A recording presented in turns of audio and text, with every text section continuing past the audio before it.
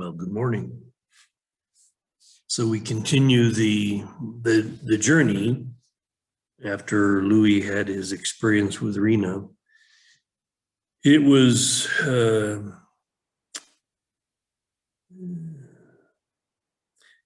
foregone conclusion that, again, his life as he knew it, his studies at the Institute and whatever would come to an end. The purpose of his whole journey to San Francisco was simply to meet Rena and receive his destiny, and then begin the long, difficult process of dealing with that. So it seems to be part of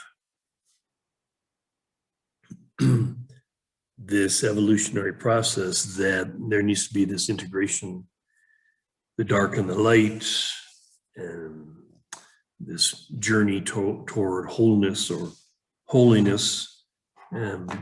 So it required this period, which at least the initial phase took about 9 years, starting in San Francisco, eventually taking Louis to the northern Sierras with his first wife, and then Boulder, Colorado, then leaving that situation and back to San Francisco, then up to Napa Valley, then Fort Lauderdale, Florida, Hartford, West Hartford, Connecticut. And that's where, basically returning to his source where he was born, Hartford, Connecticut. This would be again where the final collapse would happen, initiating again a rebirthing process. So the crash literally ended with a very, very dramatic car accident. And again, it was fascinating for me to see how resilient Louis was, because he was actually in therapy for, I think, 14 months. And he would see his therapist Rick, I think his name was, every Monday morning. And Rick would always ask him, after it was very well established that there's only one way out of this dilemma, and that's to surrender. So each week the question would come up, is it bad enough yet? And obviously for many, many, many, many weeks, Louis would say no. Sometimes Rick would put his hand on Louis's knee. Louis often would cry. It was one of those things where he knew it had to get bad enough where then there was no, it was either like he was going to die or he would surrender. And eventually he did. The car crash came on November 3rd, 1985. Seeing Rick on November 4th, still he had the ability, somehow totally devastated by this crash, to still not quite get it. But just moments after the therapy session ended, Louis walked back to his abode and collapsed in surrender, crying out for the first time. And this again is the first time that, the first time that Louis directly interacted with me, engaged me, crying out to me, saying, I surrender, I can't do this anymore, please. And basically I sent him the message. I whispered to him that as long as you're able to do this, meaning surrender, you'll never have to worry ever again.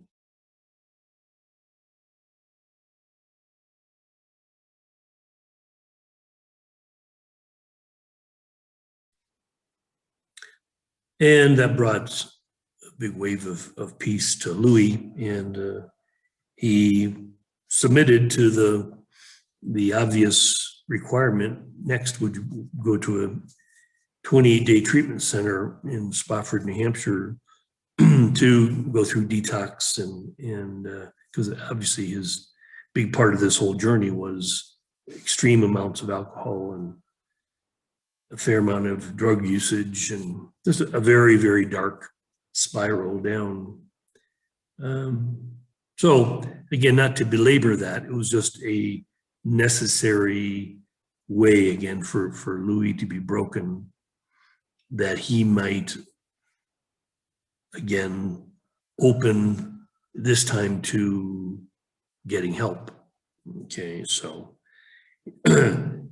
like most, everybody has their egoic resistance, and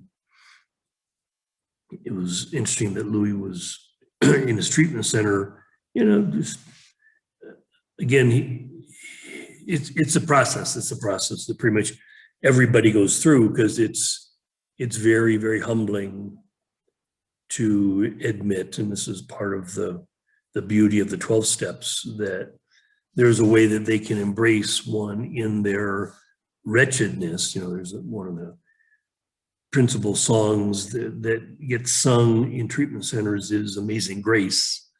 And of course, that goes, Amazing Grace, how sweet the sound that saved a wretch like me. And at first, Louis never wanted to say the word wretch.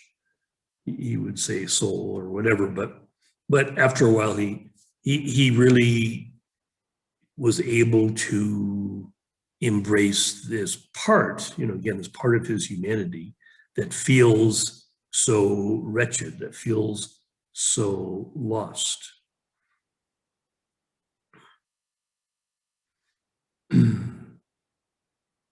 Yeah,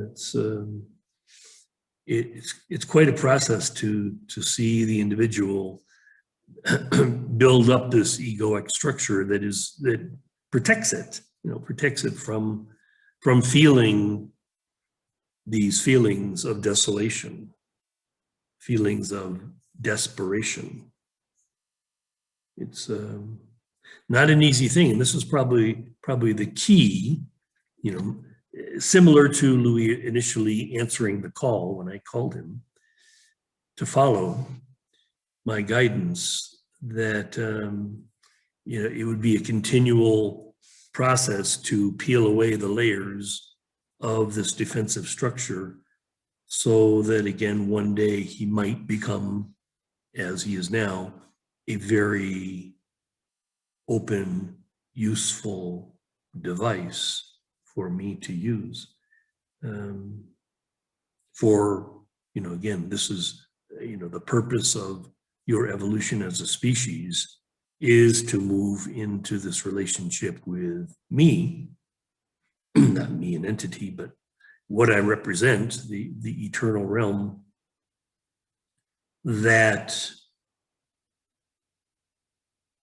there will be this natural expansion that your species needs a huge awakening, because once again you open to this relationship, it's no longer you as an egoic structure, you as a mental structure trying to figure out how to save yourself, how to save the planet.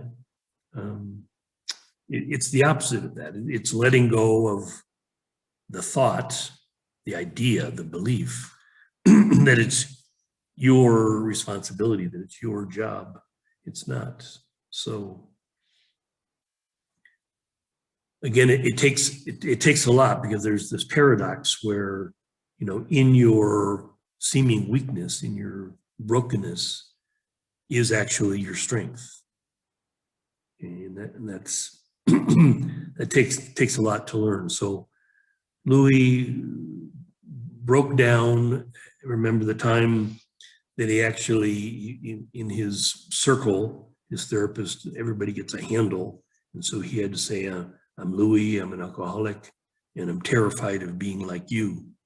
He was terrified of opening to his vulnerability, his ordinariness. Again, this is something he'd been saddled with, this thing, going, wow, there's something very not ordinary about me, something very special about me. And that was, again, the hurdle that he would have to overcome, because there was nothing special about him, simply that he became willing. So it was a process that the first time he broke open saying that and just started sobbing and had to leave the circle.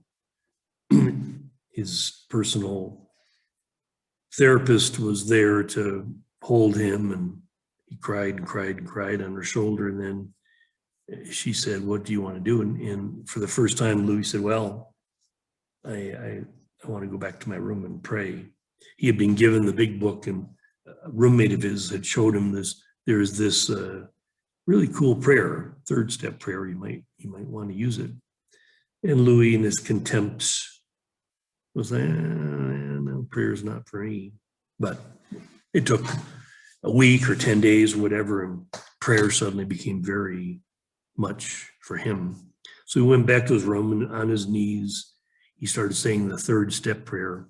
You know, it was so lovely because I was there, and behind him, just giving him this big hug as he prayed again, giving him that message. This is good. This is what is necessary. This will help. This is what works. In the third step prayer basically says, "God, I offer myself to thee to build with me and do with me as thou wilt, to relieve me of the bondage of self, that I may better do thy will." There's a little bit more, but that's essentially it. Just giving one's life over to God.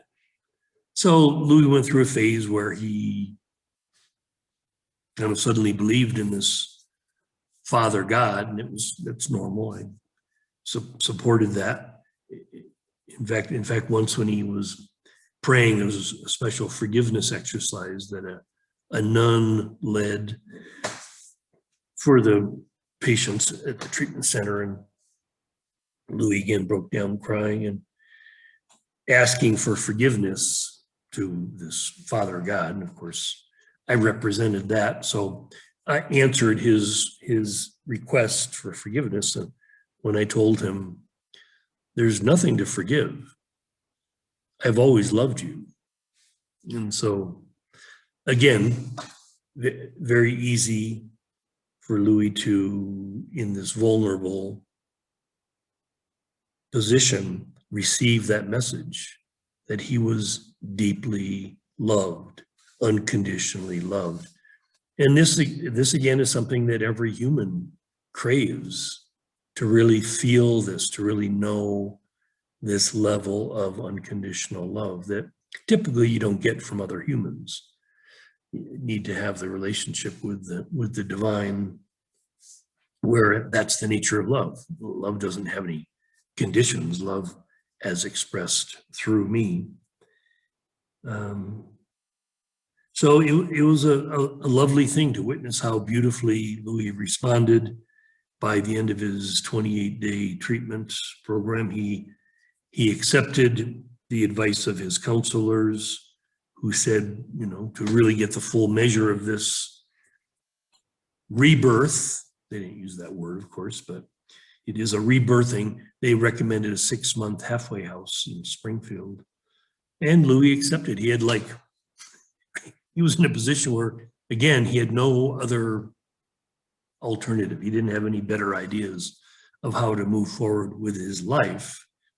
And, you know, the first month, you don't spend a lot of time figuring out or trying to figure out your future. You just want to get help. You just want to open yourself and allow yourself to be helped.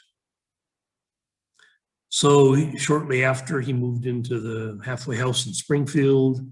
It was an unusual place for Louis. I mean, most of the residents of a halfway house tend to be, you know, this is all for men. They have halfway houses for women as well.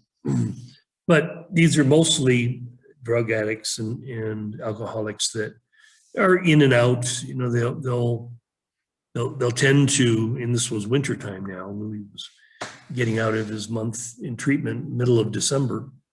And so a lot of residents of halfway houses are basically guys that don't want to be on the street in the wintertime. So they sober up or pretend to be sober.